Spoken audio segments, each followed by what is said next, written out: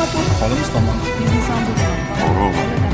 Uzbekistan Airways bosh prokurorning mamlakat davlat havola xizmati. Assalomu alaykum. Inson huquqlari bo'yicha O'zbekiston Respublikasi Milliy markazi huzuridagi Jamoatchilik kengashining yaqinda bo'lib o'tgan yig'ilishida kengash a'zolariga Milliy markazning 2024-yildagi faoliyatiga doir hisobot taqdim etildi. Hisobotda Milliy markaz faoliyatining O'zbekistonda inson huquq va erkinliklarini ta'minlash, sohadagi milliy qonunchilik va huquqiy amaliyotni takomillashtirish bilan bog'liq tegishli yo'nalishlarida o'tgan yilda amalga oshirilgan ishlarga doir ma'lumotlar mujassam etilgan. Xususan, 2024-yili inson huquqlari bo'yicha O'zbekiston Respublikasi milliy strategiyasini amalga oshirish bo'yicha yo'l xaritasining 78 ta bandidan 69 tasi to'liq bajarildi. Birlashgan Millatlar Tashkiloti ustav organlari, shartnomaviy qo'mitalari va boshqa mexanizmlari tavsiyalarini amalga oshirish maqsadida Oliy Majlis palatalari tasdiqlagan 6 ta milliy harakatlar rejasining ijrosi bo'yicha monitoring amalga oshirildi. Milliy va xalqaro hamkorlar bilan birga universal davriy hisobot tavsiyalarini amalga oshirishga bag'ishlangan davra suhbatlari, seminarlar, jamoatchilik maslahatlashuvlari o'tkazildi. Xalqaro shartnomalarni ratifikatsiya qilish masalasi o'rganildi. Normativ huquqiy hujjatlar loyihalari ishlab chiqildi. Milliy markaz tomonidan 2024-yilda 69 ta normativ huquqiy hujjat ekspertizadan o'tkazilib, ularni takomillashtirish bo'yicha taklif va tavsiyalar tayyorlandi. Shuningdek, Konstitutsiyaviy sudning 2024-yil 23-iyulda bo'lib o'tgan sud majlisida Milliy markazning murojaati bo'yicha O'zbekiston Respublikasining Konstitutsiyaviy sudi to'g'risidagi Konstitutsiyaviy qonunning 86-moddasi 1-qismiga sharh berish haqidagi masala ko'rib chiqildi.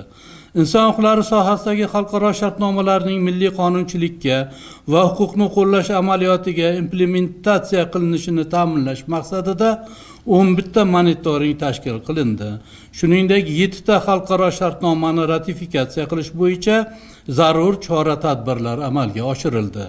2024-yilda inson huquqlari sohasidagi ta'limga alohida e'tibor qaratildi hamda inson huquqlari sohasidagi milliy ta'lim dasturini amalga oshirish bo'yicha ishlar izchil davom ettirildi.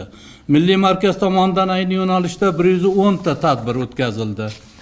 Davlat organlari va fuqarolik jamiyati institutlari 4317 nafar xodimining inson huquqlari, gender tenglik va qiynoqqa qarshi kurashish sohasidagi bilim va ko'nikmalari oshirildi. Milliy markazda davlat organlari va fuqarolik jamiyati institutlari bilan keng ko'lamli hamkorlik yo'lga qo'yildi. 2024-yilda xorijiy tashkilotlar bilan 2 ta hamkorlik memorandumi imzolandi.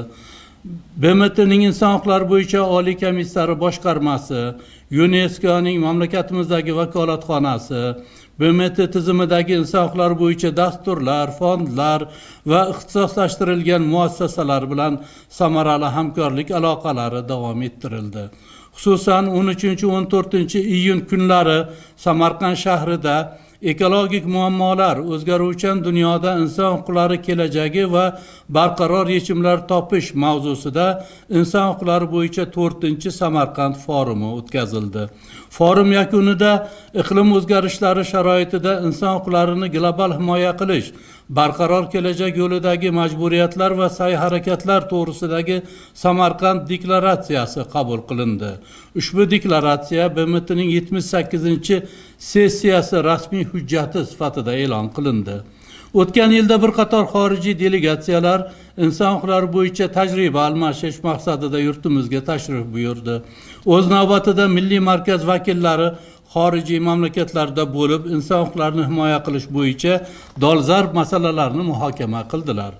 Milliy markazga 2024-yilda fuqarolar tomonidan 1455 ta murojaat yo'llandi. Murojaatlarning 506 tasi fuqarolardan to'g'ridan-to'g'ri qabul jarayonida, 908 tasi aloqa tarmog'i vositalari, asosan pochta va virtual qabulxonalar orqali olindi. turli davlat idoralari va huquqni muhofaza qilish organlariga kiritilgan tavsiyalarga binoan fuqarolarning ijtimoiy iqtisodiy huquqlari tiklanmoqda. Bu jarayonda murojaat egalariga moddiy zarar undirib berilishi ham ta'minlanmoqda. Bundan tashqari o'tgan yil davomida telefon qo'ng'iroqlari orqali murojaat qilgan 3650 nafardan ortiq fuqaroga huquqiy maslahatlar berildi. 2024-yil 3-dekabrda Inson huquqlari uyi o'z faoliyatini boshladi. Ushbu ma'rifat maskani Markaziy Osiyo mintaqasida inson huquqlari bo'yicha yagona ixtisoslashgan kutubxona hisoblanadi. O'tgan yili Milliy markaz nashriyotida 21 ta kitob, jumladan O'zbekiston qo'shilgan 45 ta xalqaro hujjatning davlat tiliga tarjimasini o'zida jamlagan 4 ta xalqaro hujjatlar to'plami nashr etildi. An'anaga ko'ra, Milliy markazning yillik hisoboti markaz huzuridagi jamoatchilik kengashida muhokama qilindi. Endilikda alohida kitob shaklida nashr etiladi va tarqatiladi. Ayni vaqtda 2024-yil bo'yicha hisobot Milliy markazning rasmiy saytida joylashtirilgan. Hisobot matni bilan internetdagi ijtimoiy tarmoqlarimizda ham tanishish mumkin. E'tiboringiz uchun rahmat. Aholimiz tomonidan